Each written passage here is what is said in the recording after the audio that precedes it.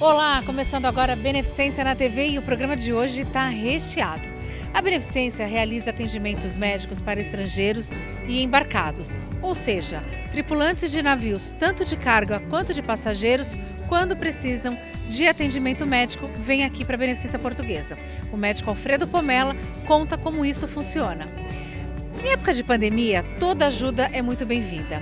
E a Beneficência atende um grande número de pacientes oncológicos da rede SUS. E, pensando nisso, um laboratório de análises clínicas aqui de Santos resolveu fazer uma campanha de arrecadação de fraldas geriátricas. No programa de hoje você vai ver como vai funcionar essa campanha. Tem ainda uma dica do chefe. E, para finalizar, será que uma simples pancada na cabeça, que às vezes parece sem importância, leve, pode trazer complicações mais sérias? Quer saber? Então não saia daí. No ar, Beneficência na TV.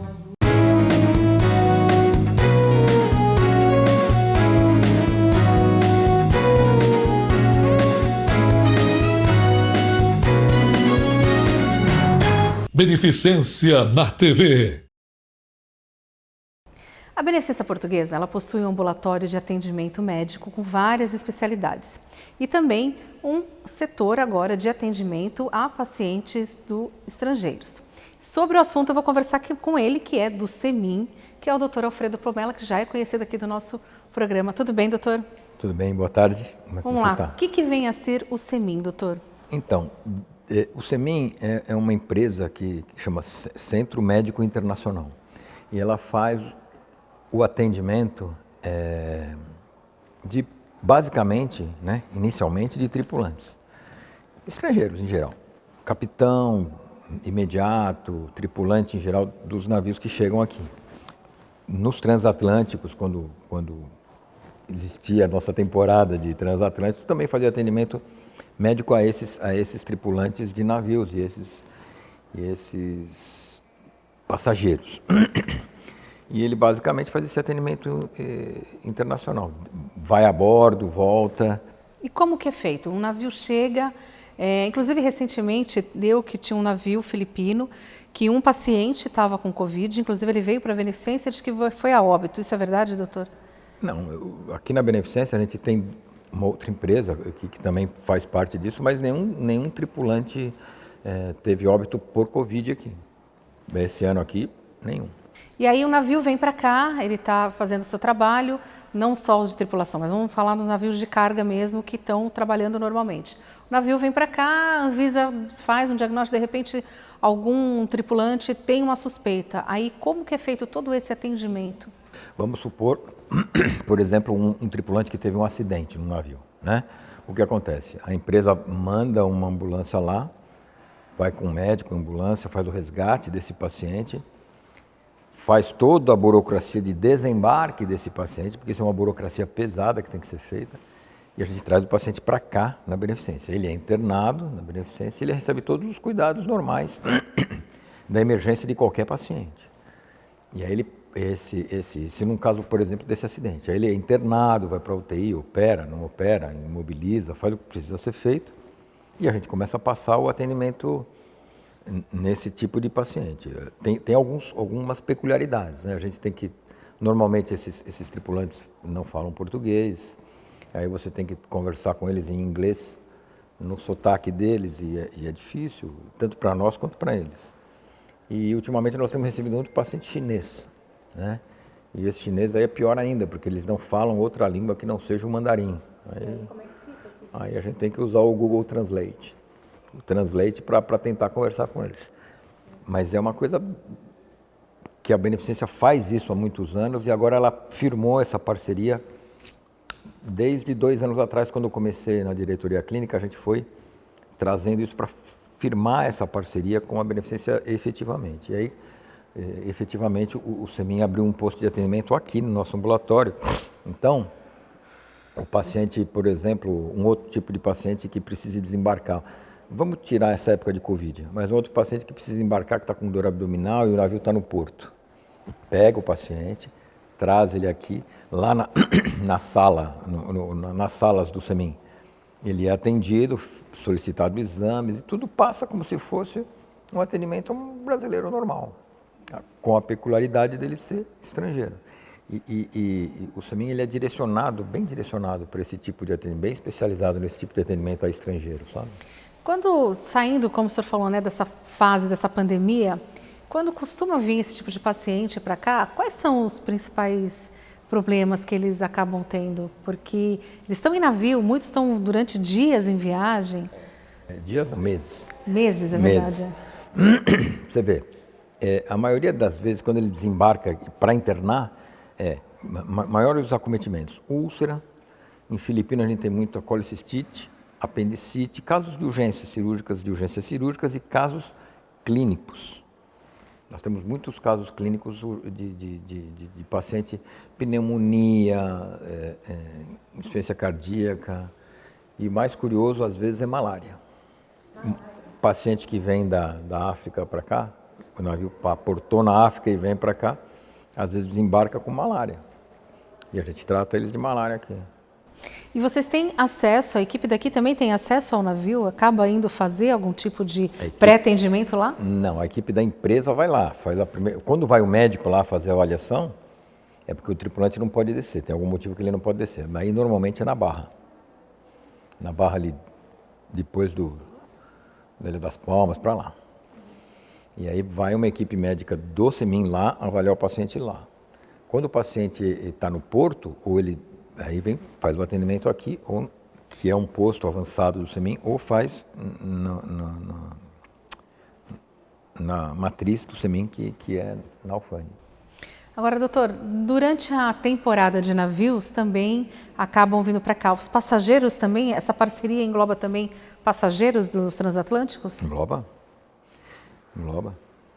Os transatlânticos, assim, os passageiros dos transatlânticos, se forem brasileiros, normalmente eles têm convênio, e aí a empresa, o SEMIN, não tem nada a ver com isso. O Departamento de Atendimento ao Estrangeiro da Beneficência não tem nada a ver com isso. Agora, se ele não tiver, às vezes eles têm um passageiro estrangeiro ou um tripulante estrangeiro, eles têm normalmente um seguro de viagem. E aí traz para a Beneficência e a gente atende ele via seguro de viagem. Via seguro. Se for tripulação, aí seria via SEMIN mesmo? Tudo via SEMIN. O brasileiro que tem convênio, ele faz todo o trâmite e vem para cá, a gente traz ele para o Departamento de Atendimento normal. E se ele for estrangeiro, o Departamento de Atendimento ao Estrangeiro que foi criado faz um ano. E ele também atende, por exemplo, pessoas que estão aqui em viagem ou a trabalho, que não tem nada a ver com transatlânticos, ou nem com navios, também acaba atendendo? Pode acontecer, sim. Pode acontecer. A gente pode atender, sim, um paciente estrangeiro que se direcione para cá. Isso às vezes acontece. Se quiserem mais informações, como que faz, doutor? Tem algum telefone aqui, algum contato direto do SEMIN? Tem, pode ligar. Se tiver mais informações, pode ligar diretamente aqui na Beneficência e pedir no ramal do SEMIN. A gente tem, como eu falei para você, 2 anos tentando fazer a parceria. A parceria foi criado o Departamento de Atendimento ao Estrangeiro na Beneficência. A Beneficência é pioneira em fazer isso e ela tem um know-how muito grande em fazer isso. E esse Departamento de Atendimento ao Estrangeiro tem a sala própria que é o SEMIN ali. Tá bom? Quantos médicos fazem parte aqui da equipe, doutor? Hoje nós somos em 4 médicos. Tá? Que é o doutor Heraldo, que é o dono do SEMIN, o doutor Wander, eu e o doutor Flávio, o anestesista.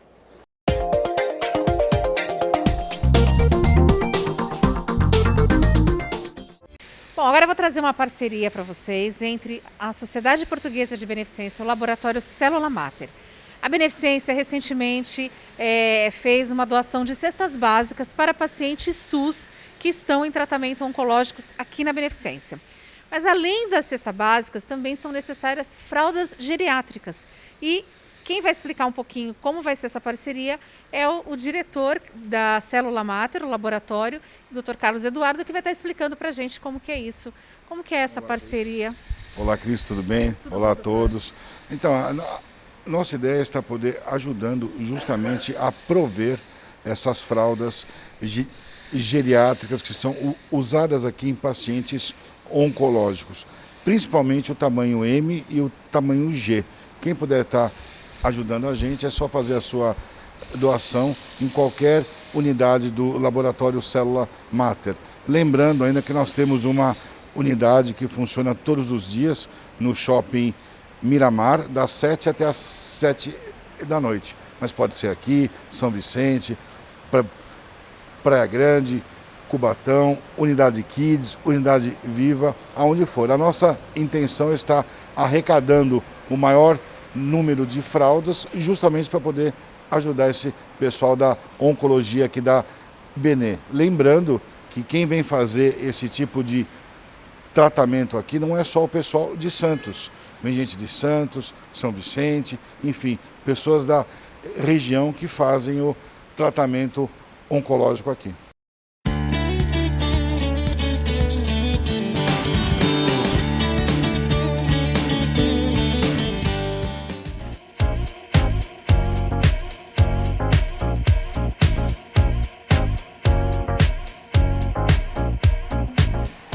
Estamos aí num período do ano, mudando de estação, estamos no outono, partindo para o inverno.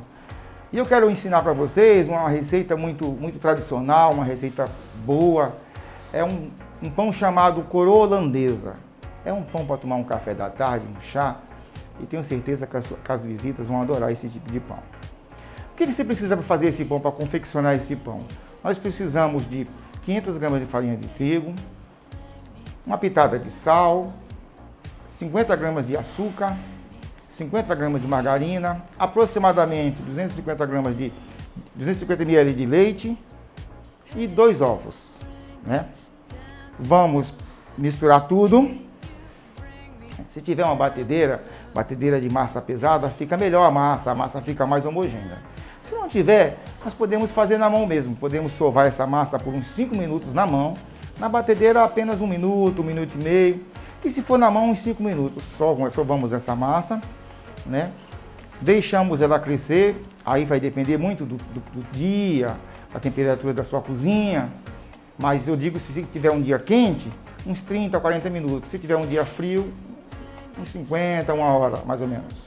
Primeiro nós vamos modelar essa coroa, fazendo 2 rolos com essa massa, esticando bem, e vamos intercalar essas massas, uma por cima da outra.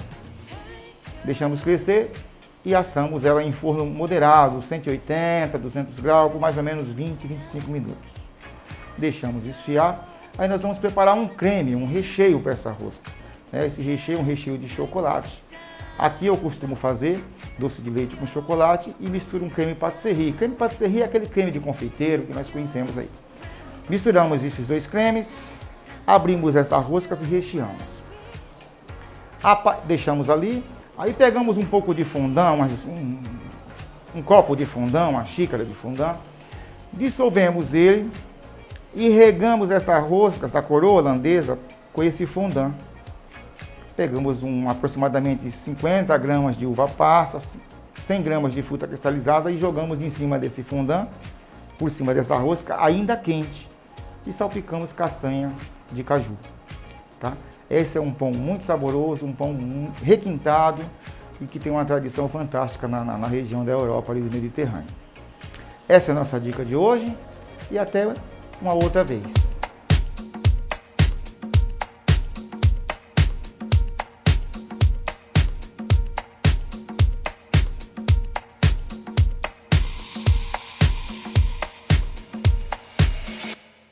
Estamos apresentando Beneficência na TV. Os melhores profissionais dentro da melhor estrutura. Assim é o Hospital Beneficência Portuguesa, que está sempre em busca de inovações para melhorar a saúde dos pacientes, trazendo a mais alta tecnologia com um novo equipamento de ressonância magnética e ampliação com sua nova ala de internação 6H com alto padrão. Além disso, oferece pronto-socorro 24 horas integrado ao hospital e segue os rígidos padrões internacionais. Hospital Beneficência Portuguesa, 161 anos de amor à vida. Voltamos a apresentar Beneficência na TV. De volta com Beneficência na TV e agora nós vamos falar sobre quem nunca teve uma pancadinha na cabeça. Às vezes em casa você vai abaixar, levanta rápido, bate a cabeça. Às vezes uma criança numa brincadeira e aí faz aquele galo ou então não faz um galo. Aí se é uma criança amanhã, não só fez um galo, não é nada, a gente tem simpatias para isso. Mas afinal, será que esse galo na cabeça, ou essa pancada, às vezes ela pode trazer maiores complicações? Sobre o assunto eu vou conversar com ele, que é neurocirurgião aqui da Beneficência Portuguesa, Dr. Marcelo Zanatelli. Tudo bem, doutor? Oi, Cristiane, tudo bem? Obrigada por aceitar nosso convite de novo. Eu que agradeço o convite. Popularmente chamado de galo na cabeça. Vamos começar daí. O que vem a ser esse galo, doutor?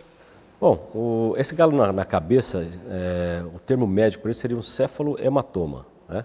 Seria uma coleção de líquido de sangue, geralmente, entre a camada que tem da pele e o crânio, né? Entre aquele tecido. Isso externamente é palpável e visível, né? É o que a gente chama de galo, que é a coleção do sangue embaixo da pele. E isso pode trazer complicações mais sérias? Bom, o céfalohematoma em si, se ele for muito grande, muito volumoso, muitas vezes ele pode até requerer ser drenado, mais por questão de evitar um quadro infeccioso local de pele. Mas com questão à gravidade, o próprio cefalohematoma em si, ele não tem nenhuma gravidade mais séria, né? Ele pode traduzir o impacto na cabeça, que esse sim pode trazer uma complicação mais grave, a nível cerebral, né? De revestimento do cérebro, ou mesmo indicar um ponto de uma possível fratura craniana, né? Agora, doutor, recentemente nós tivemos o caso do modelo Paulo Zulu, que ele se acidentou, ele teve uma pancada durante, ele estava calibrando, acho que os pneus do carro, e na hora de levantar rápido deu aquela pancada, segundo ele ficou com dor, alguma dorzinha, tudo, mas no dia seguinte estava bem, não criou nem galo, ele falou, estava tudo tranquilo. Mas acho que 12 dias depois ele teve um desmaio e precisou ser socorrido. Enfim, quando foi ver, estava com alguns hematomas, que havia dado, acho que, uma hemorragia. Queria que o senhor falasse, por que leva esse tempo todo, doutor? Uma pancada que você teve ontem, somente daqui 15 dias, 10 dias, que vai dar sinal de alguma coisa? O hematoma intracraniano, ele tem uma característica aguda, né? Um acontecimento agudo, e ele pode ter um acontecimento crônico também, né? O acontecimento agudo, o hematoma agudo, esse gera um sintoma muito recente, ou na hora do impacto, e facilita de você identificar que alguma coisa está errada e levar esse paciente para o hospital. No hematoma crônico, o que acontece? Esse sangramento ele demora tempo para causar para gerar um volume que cause uma compressão cerebral ou gere um sintoma, né? É mais comum em pacientes que têm algum espaço entre o osso e o cérebro, que esse sangue vai se acumulando lentamente, ou quando ocorre a lesão de algum vaso com baixa pressão, por exemplo, uma veia, né? Esse sangue começa a se coletar lentamente e até ele atingir um volume que gere sintoma, isso pode demorar. Esse tempo, geralmente é em torno de 30 dias, é o que a gente mais comumente vê, né? Ele pode variar bastante, para bem mais do que 30 dias ou para uma semana, 2 semanas, né? E o que acontece é que, uma vez que esse sintoma se torna perceptível, muitas vezes você nem se lembra do traumatismo anterior, né? Então, pacientes que usam medicamento anticoagulante, pacientes de idade que têm uma atrofia cerebral importante, que tem uma fragilidade vascular maior, né? Que fazem algum tipo de tratamento que gere fragilidade vascular. Esse paciente está um pouco mais propenso e esse paciente precisa ser investigado depois de um tempo de uma batida na cabeça. Doutor, existe algum sintoma que a pessoa começa a ter? Porque no caso dele foi um desmaio repentino, mas tirando o desmaio, existem outros sintomas? O sintoma ele vem da irritação do próprio sangue, né? Ou do edema na região do cérebro. Como o nosso cérebro ele tem várias funções, várias áreas específicas para cada função, os sintomas são muito variados. Dependendo da área afetada, ele pode cursar uma fraqueza no braço ou na perna, uma alteração visual, apenas uma alteração de comportamento, uma crise convulsiva, né? Então tudo vai depender de qual área do cérebro que esse hematoma está crescendo. Muito comumente, pela pressão que ele exerce dentro do crânio, a dor de cabeça e a sonolência, né, o rebaixamento de nível de consciência, são mais presentes, né? Entendi. Agora, ele pode ser fatal se não tiver um socorro a tempo? Sem dúvida. Se não for operado a tempo, se não for diagnosticado a tempo, ele pode ser fatal, sim. Sempre vai haver necessidade de cirurgia, porque o caso dele não precisou. Segundo o médico, ele mandou ficar que ele repousasse durante 1 mês, sem poder levantar, fazer qualquer tipo de esforço, e Apenas o repouso e medicamento. Mas há casos em que há necessidade de cirurgia? Eu acredito que eu não consigo te falar isso de uma maneira mais estatística assim, mas grande parte deles a gente consegue tratar simplesmente com observação, né? O próprio organismo vai reabsorvendo aquela coleção e ela desaparece completamente, às vezes no espaço de semanas ou até meses, né? Mas também, em muitos dos casos, é obrigatório você fazer uma perfuração no crânio, né? E retirar aquele coágulo que ele já está mais liquefeito, né? Que já está mais líquido, que está gerando a compressão, né? Esse coágulo não tem, é diferente do aneurisma, porque são veias, né? Esse hematoma se dá nas veias que tem no nosso cérebro. Não tem nada a ver com a aneurisma. Não tem relação com aneurisma, né? O sangue, logicamente, ele está ocupando um espaço diferente, né? Ele veio de um trauma, geralmente, né? Mas ele decorre de uma ruptura, pode até ser espontânea, que é mais difícil, mas é geralmente traumática, né? Desse vaso. O aneurisma, como a gente já falou anteriormente em outra entrevista, é uma má formação, né? Uma fragilidade arterial que ela acaba se rompendo espontaneamente, né? Agora, doutor, é muito comum, principalmente criança, às vezes numa brincadeira, a criança bater testa com testa. Que cuidados no caso de crianças, a mãe deve ter, numa criança que viu que ela bateu a cabeça, já deve levar rápido no médico ou não, deixa em casa observando? Isso é muito importante a gente ter em mente. Primeiramente, uma criança que acabou de ter um trauma de crânio, bateu a cabeça, por exemplo. Qualquer batida é considerada trauma? Qualquer batida, qualquer lesão entre pele, tecido subcutâneo, osso, revestimento cerebral e cérebro é considerado traumatismo crânioencefálico. Lógico que ele tem as gravidades, né? Desde o mais leve até o mais grave. Mas qualquer criança, qualquer pessoa que sofreu um traumatismo de crânio, se houve uma mudança de comportamento, isso é um sinal de alerta. O que a gente leva muito em consideração em crianças é sonolência, né? E vômitos, que é o que a gente mais vê. Nesses casos, a gente precisa ter uma atenção um pouquinho maior. Crianças muito pequenininhas, dependendo da altura que elas caem, a gente fala em torno de 1 metro, né? A gente tem que sempre também considerar que pode existir alguma gravidade maior. A criança pequenininha, ela tem as moleiras, né? Aqueles espaços que tem entre as placas ósseas do crânio, que podem ficar um pouco mais abauladas, né? Depois de um traumatismo de crânio, indicando alguma gravidade um pouco maior. Então, sempre ficar atento numa criança que bate a cabeça e muda o comportamento. Certo.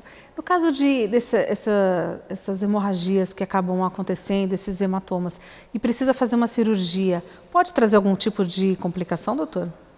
Bom, a cirurgia em si, tecnicamente, é uma cirurgia bastante simples, muitas vezes, ou na maioria das vezes, feita até com anestesia local, né? O grande problema que a gente observa é que muitos desses pacientes têm outras comorbidades. E às vezes o hematoma ele se soma com problemas que já existem, né? E podem ser a fase inicial do problema, mas muitas vezes essas outras comorbidades, né, essas outras doenças, acabam agravando o quadro, né? Considerando que um paciente tem somente o hematoma e esse hematoma foi drenado a tempo, a chance de uma recuperação rápida é grande. Doutor, saindo um pouco dessa questão dos hematomas, nós tivemos recentemente o caso do ator Paulo Gustavo, que veio a óbito porque deu uma complicação durante o Covid e acabou ocasionando uma lesão neurológica nele. Está tendo alguns casos de que pacientes de Covid tenham algum tipo de lesão neurológica, doutor? Bom, a Covid é uma doença bastante nova e a gente acaba que está aprendendo com ela, né? O que a gente vê muito no dia a dia, inclusive em consultório, né, são pacientes que tiveram Covid e apresentam o que se chama síndrome neurológica pós-Covid. Muitas vezes a perda do olfato, do paladar, uma cefaleia intensa e uma sensação de lentidão de raciocínio, de confusão mental, é relatado pelos pacientes, né? Então, isso é bastante observado aqui na região, a gente vê bastante, né? E muitas das complicações graves que nós vemos, pacientes internados, tem relação não com hematoma, mas com isquemia, que é a falta da circulação cerebral, por lesão vascular do cérebro. Entendi. E aí isso acontece depois do tratamento, durante a internação, ou só com pacientes internados, ou pacientes que não tiveram necessidade de ficar internados também pode ter algum tipo dessa... seria uma sequela? Eu acredito que todos os pacientes devem apresentar isso em grau maior ou menor. Os pacientes que estão internados, naturalmente, são pacientes que têm uma genética um pouco pior para a doença, então desenvolvem formas mais graves. Esses estão susceptíveis a complicações mais graves. Mas muitos dos pacientes que têm uma forma mais leve da doença também apresentam as mesmas queixas, lógico, em doses variadas, mas a dor de cabeça pós-Covid, ela é bastante forte, bastante intensa e dura várias semanas, né, o que leva a gente a acabar solicitando alguns exames, né? E essa sensação de lentidão de raciocínio também se prorroga durante um tempo, né? Doutor, quando o senhor fala de confusão mental, o paciente fica meio aéreo, como é que seria? Porque às vezes tem pessoas que falam assim, hoje eu estou com a sensação da cabeça oca, hoje eu estou um pouco aérea, estou dispersa. Quando que isso começa a ser um problema para o paciente?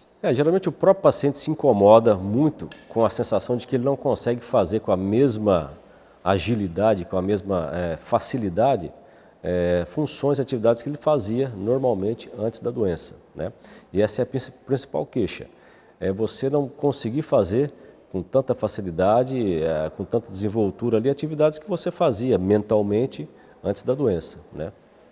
E as dores de cabeça, quando que uma dor de cabeça começa a ser um problema? Quando ela começa a ser diária? Porque a gente tem gente que fala assim, tem pressão alta, tem dor de cabeça no lugar, tem a enxaqueca. Como identificar uma dor de cabeça que não seja de enxaqueca, que não seja de hipertensão, ou até mesmo da visão, que a própria visão também ocasiona dores de cabeça? Como identificar uma dor de cabeça diferente, doutor?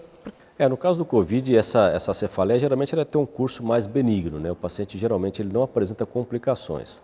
Só que toda cefaleia que leve a perda visual, né, que seja progressiva em intensidade, ela tem que ser investigada mais a fundo. Tá certo. Doutor, obrigada por aceitar nosso convite de novo. Eu já fica o agradeço convite para participar mais uma vez aqui do Beneficência na TV. Ok, obrigado. Obrigada, doutor, mais uma vez. Tá aí, eu fico por aqui, espero que você tenha gostado. Quer rever essa ou outras matérias? Os endereços estão aparecendo aqui no seu vídeo, acompanhe as nossas redes sociais. E você já sabe, na próxima semana, neste mesmo horário, eu te espero para mais um Beneficência na TV. Até lá!